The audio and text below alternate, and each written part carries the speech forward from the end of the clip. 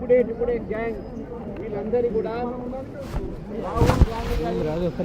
ఒక ప్రేరణతో కానీ ఆమ్ ఆద్మీ పార్టీ నాయకుడు కేజ్రీవాల్ వీళ్ళందరూ కూడా దేశాన్ని విడగొట్టేటటువంటి మాటలు మాట్లాడారు. టుకుడే గ్యాంగ్ మనం చూసినాము. ఆ టుకుడే గ్యాంగే ఈరోజు కొత్త పేరుతో సిజేపీ అనే పేరుతో ముందుకు రావడం జరిగింది. ఆ ప్రదర్శనలో ఎవరు కూడా స్టూడెంట్స్ నీట్ రాసిన వాళ్ళు లేరు. అక్కడ వచ్చిన వాళ్ళకు సగం మందికి నీట్ అనేటటువంటి ఏంటి అని కూడా తెలియదు.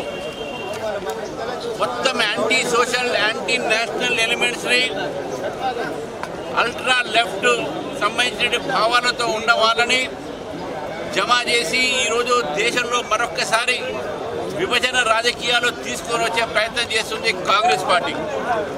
పార్లమెంట్ నడుస్తుండగా ఒక పార్లమెంట్ సభ్యుడు బాధ్యత ఏంటంటే ప్రజల తరఫు నుంచి పార్లమెంట్లో మాట్లాడాలి.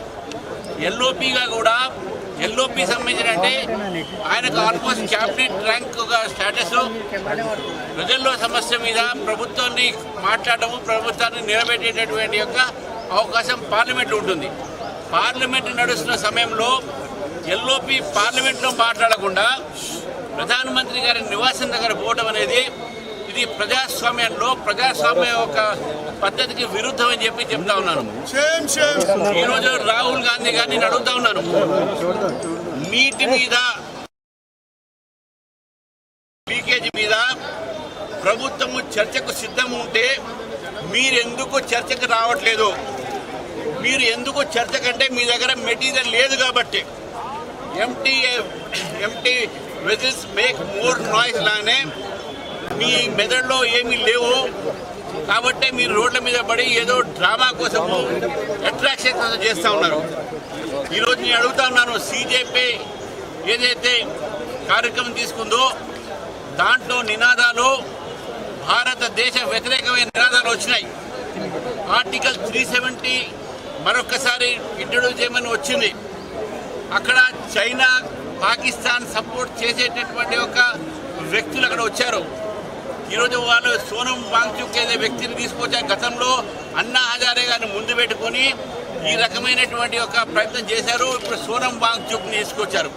ఈ సోనం వాంగ్చుక్ అనే వాళ్ళ ఫాదర్ ఎమ్మెల్యే కాంగ్రెస్, ఈయన దేశ వ్యతిరేకంగా మాట్లాడాడు, చైనాకు సపోర్ట్ చేస్తా అన్నాడు, పాకిస్తాన్కి సపోర్ట్ చేస్తా అన్నారు.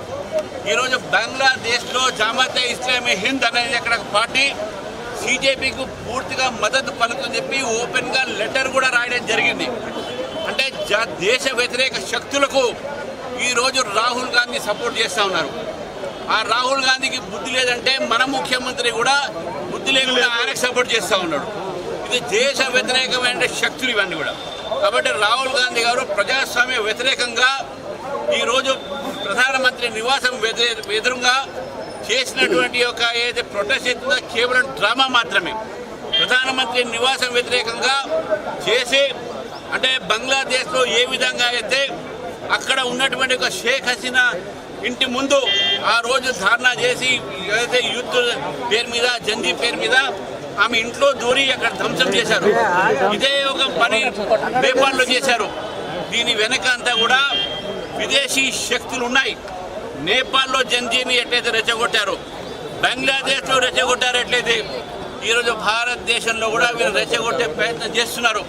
కానీ నాకు పూర్తి నమ్మకం ఉంది, భారతదేశంలో ఉన్న యువకులు విద్యార్థులు దేశభక్తులు దేశం కోసం ప్రాణాలు ఇస్తారు. కానీ ఇటువంటి ఒక